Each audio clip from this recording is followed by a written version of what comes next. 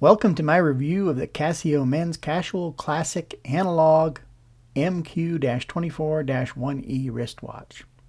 There are several color variations of this watch available, so it's time to roll the B-roll. So yeah, here different versions. Here I'm at the Walmart website. I entered Casio MQ24. As you can see, there's a whole bunch of different versions that at least they're available online. I mean, here's a stick dial white face.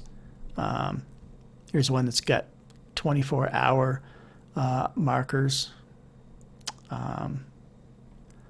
Yeah, same thing over at eBay. Just type in, search for Casio MQ24. Some of these sellers have all 10 versions.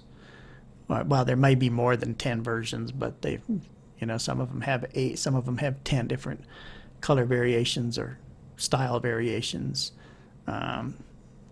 Same thing over at Amazon. So, shop around. Here's, well, that's an MQ71. That would be nice. But you may have noticed $10.95, $10.95, $10.85. Super affordable Casio watch. According to shopcasio.com, this watch was released before April 2001, which doesn't tell you much. I did some research trying to establish exactly when this particular Casio model came out, and that means it's time to roll some more B-roll. So when was this watch released? Well, Shop Casio says before April 2001. April 2001 is probably when shopcasio.com first went online, so that doesn't really tell us anything. The only evidence I've found is this over here on eBay. Someone's selling a vintage World Cup USA 94 that if you look at the user's guide, module 705 is and 706 are the most recent modules on there. The seller believes that it was manufactured in 1992. I don't know about that, but it kind of gives you the idea that if the MQ24 used module 705, it was probably produced around the same time and went on the market around the same time. But I haven't been able to find any information. If any of you guys know when the MQ24 first came out, please let me know. Leave a comment. This watch has an MSRP of $21.95, but you shouldn't have to pay nearly that much. I think you can get them at Walmart for $10.85. It's the number 5 best-selling men's watch on Amazon as of when I checked yesterday. So here is the box that it comes in. It should be wrapped in a little plastic baggie. Here's the tag, which is normally attached to the buckle. See, it has module 1330. The manual and warranty you should find in the bottom of the watch stand. Now, this watch stand actually doesn't. You can see this is a different model of watch, and yeah, so the eBay seller sent me the wrong watch stand for whatever reason. It has a 1-year limited Casio warranty, which is supposed to be in here somewhere. Oh, no, it's still stuck in the... Yeah, so you should get a warranty card with it. It's a 1-year limited warranty. So it covers manufacturing defects, It doesn't cover wear or abuse and that sort of thing. This is multilingual. So basically your English instructions are just a couple of columns here. So this is a 3-hand analog wristwatch. It has what's called a stick dial or baton dial or baton dial, if you're going to go French with it. And that just means that there are no Arabic or Roman numerals at any of the hour markers. They're all just sticks, or they could be dots or whatever. Yeah, it's a battery-powered quartz movement. It has a plastic case. You know, I mean, at $11, you can't expect to get much in terms of quality materials. The crystal is acrylic or some sort of clear plastic. The case back is a stainless steel snap-on. And I've got some more B-roll footage here.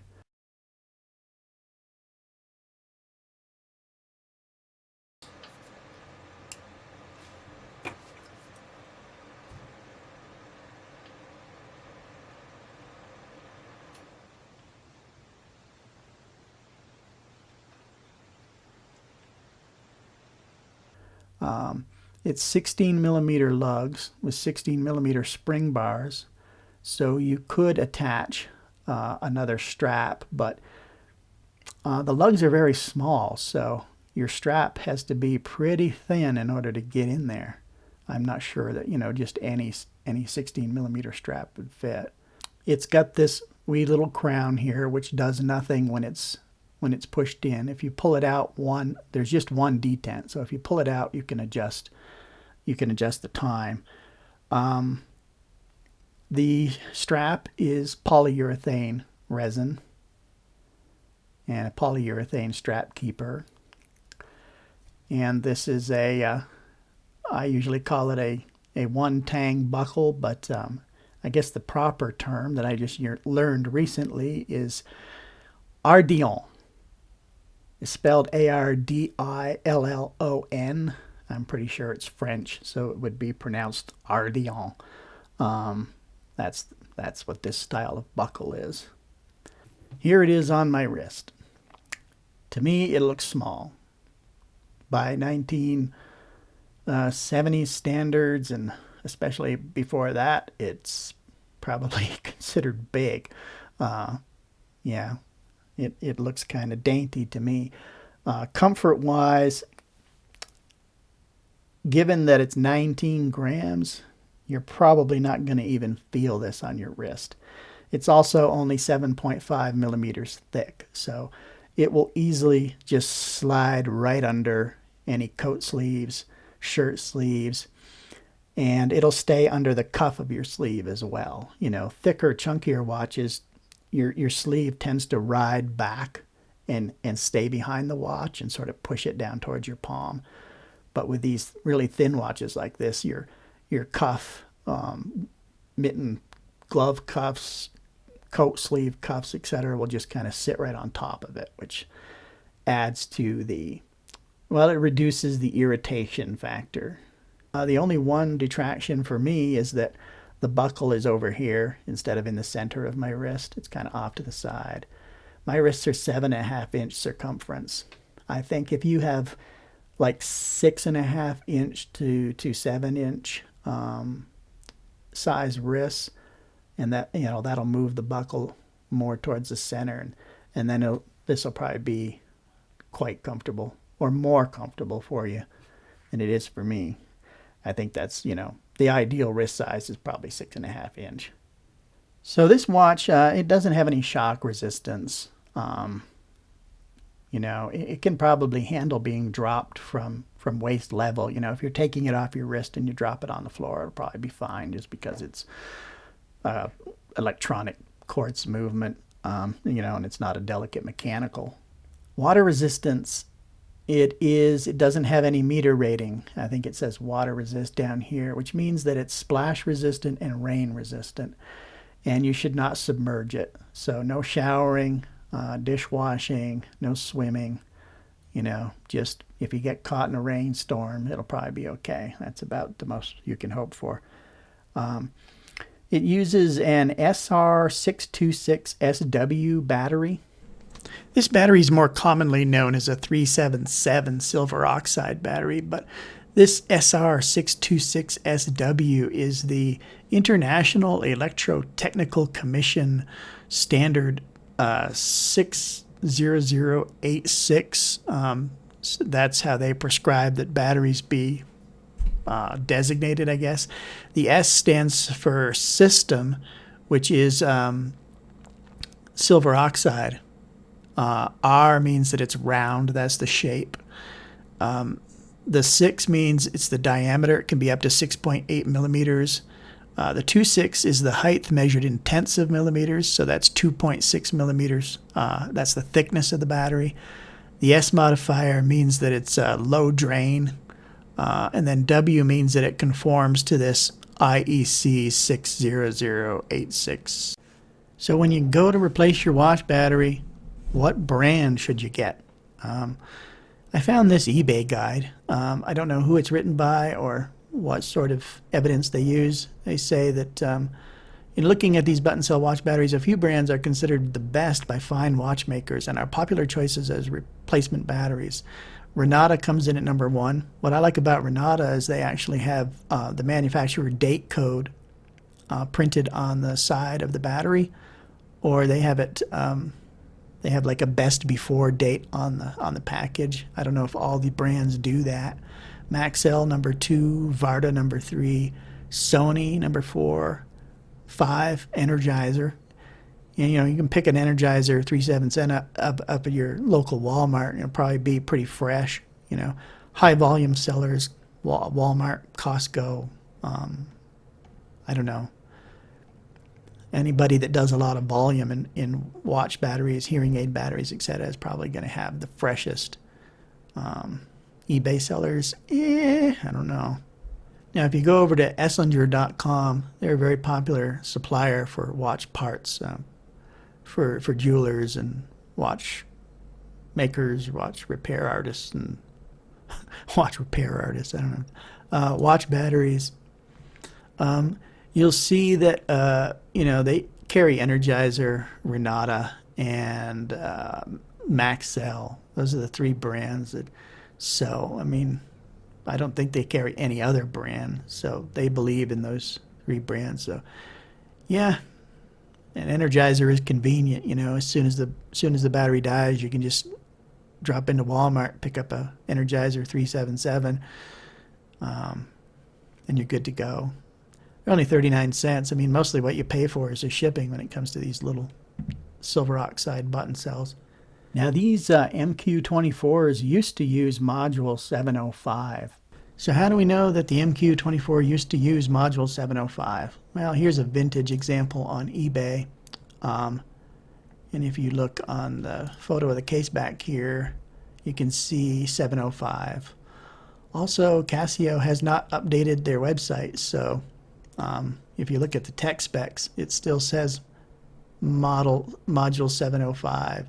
It lists the wrong battery. That's the old battery for module 705. And it says the battery life is 2 years. It's actually 3 years now with module 1330. So this needs to be updated.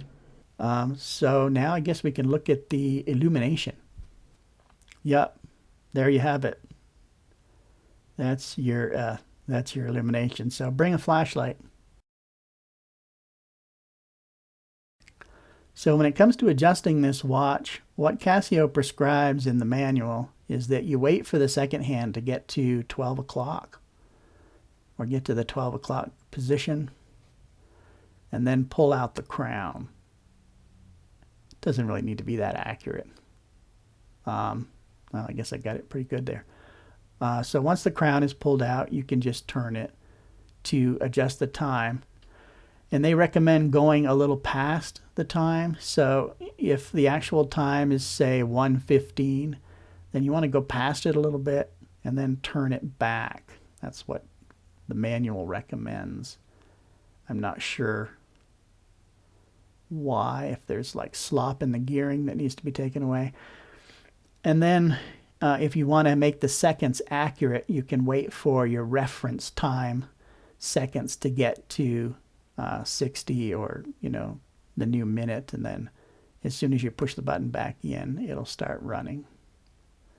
So you know, the second hand just moves once per second. It's not a smooth, sweeping 500 beats per minute or something, whatever the... No, I guess Rolexes have, was it 12 beats per minute? I can't remember, but yeah. But it's an $11 watch, so, you know. That's it. I guess, you know, casual is what Casio refers to this.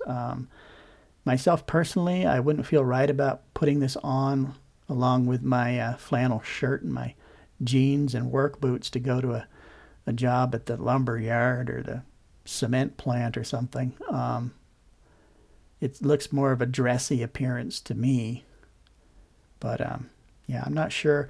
It's the number 5 best-selling men's wristwatch at Amazon.com, so I'm not sure what people are buying this and what exactly they're using it for. But obviously, a lot of people like it. So for basic timekeeping, $11, how can you go wrong? Plus or minus 20 seconds per month. And it'll probably be more accurate than that, you know, if you don't have a lot of temperature variation going on in your life, and a lot of vibration or something, you know. You probably won't have to adjust this for 6 months or maybe even a year. Who knows? So that's it, I guess. I don't know what more to say about the MQ24. So that concludes this review. Thanks for watching, and thanks for liking and subscribing if you do, and I'll see you next time.